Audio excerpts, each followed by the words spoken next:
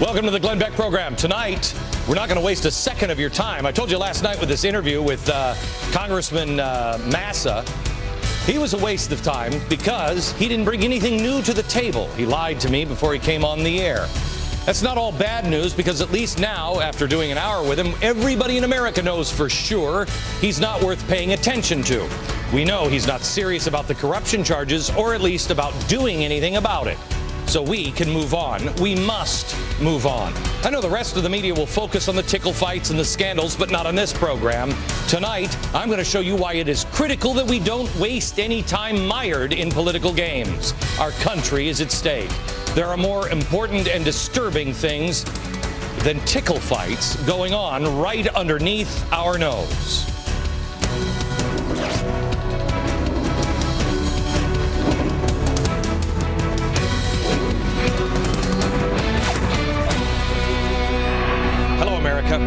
Reason I got so frustrated last night, and I haven't seen the show myself, but everybody tells me you could have seen it on my face, is because our house is on fire. Our country is on fire. It's an inferno. And anybody who doesn't know it isn't watching.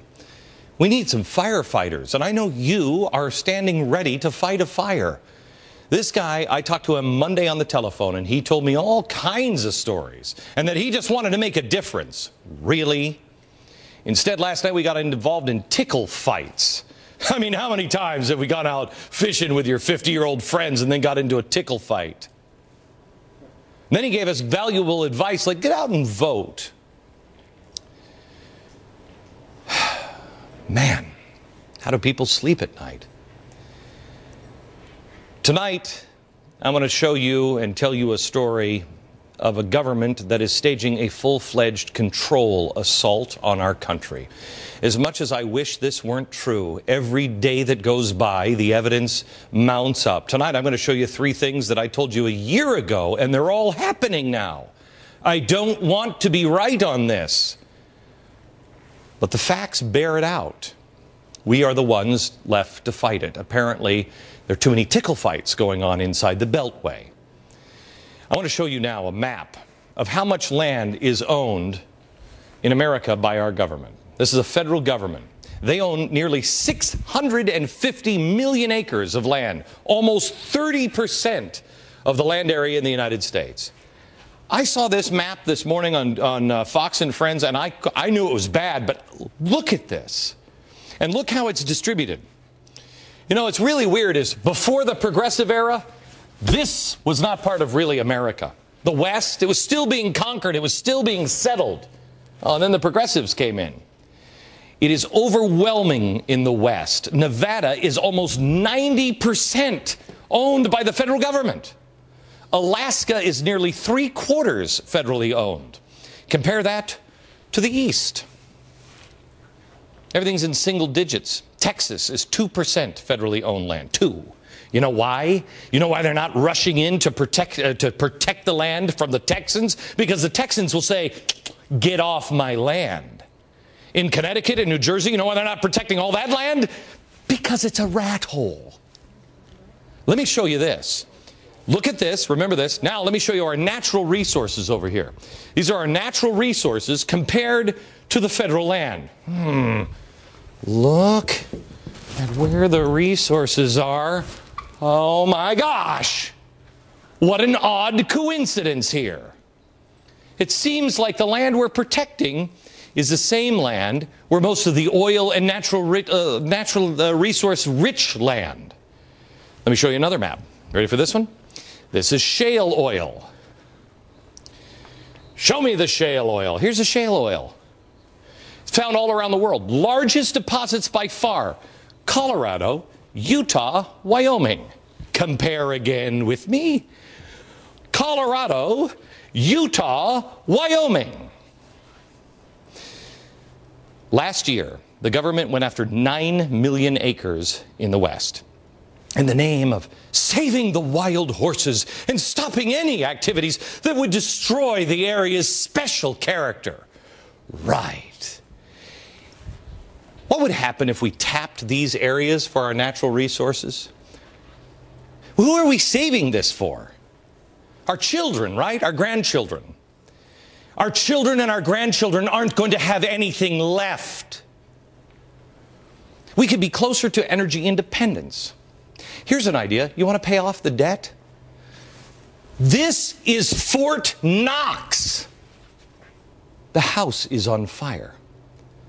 Why wouldn't we drill there instead of crossing our fingers and hoping that somebody's going to design a new magic fairy dust car?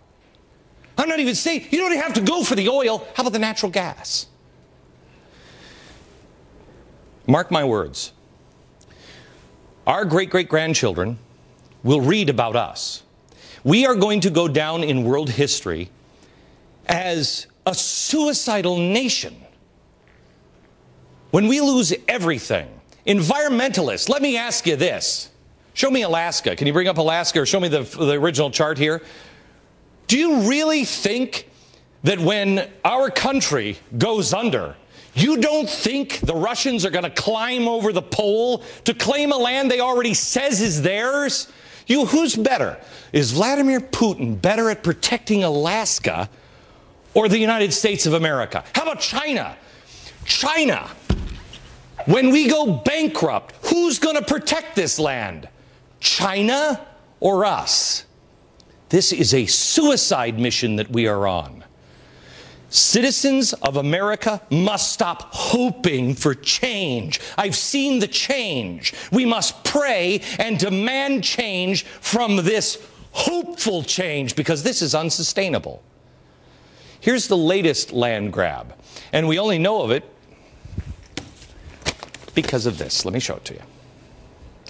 It's a memo. It was leaked by leaked from the Obama administration. It's now pursuing, the Obama administration, 13 million acres through 11 states in the West, all in the name of national monuments. Oh, maybe we could get a national monument of Chairman Mao. How about one of Stalin? He was good at controlling the lands, huh? National monuments? How many more monuments do we need? I don't need any more monuments. I need a country left. They're doing this without telling anybody about it. It's executive order. They don't care about what you think. They know best.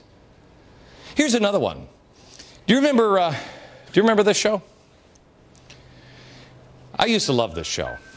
Andy Griffith's show. Seemingly when life made somewhat of sense. And I know life was never really like this all over the country. We're a country that's always had our problems. But a dad and his son going out to fish. Well, enjoy that while you can. Because it looks like special interests once again are trumping common sense and the voice of the people. A new report out today says it's a move to appease the environmental groups. And just like before, without your consent, done in darkness by executive order. I told you a year ago this would happen. I'm not some prophet by any stretch of the imaginations. The New York Times said this man would do this. The report claims that Obama will no longer listen to the public as he tries to prohibit U.S. citizens from fishing on some of the nation's oceans, coastal areas, and Great Lakes, even some inland waters. No more fishing. Really?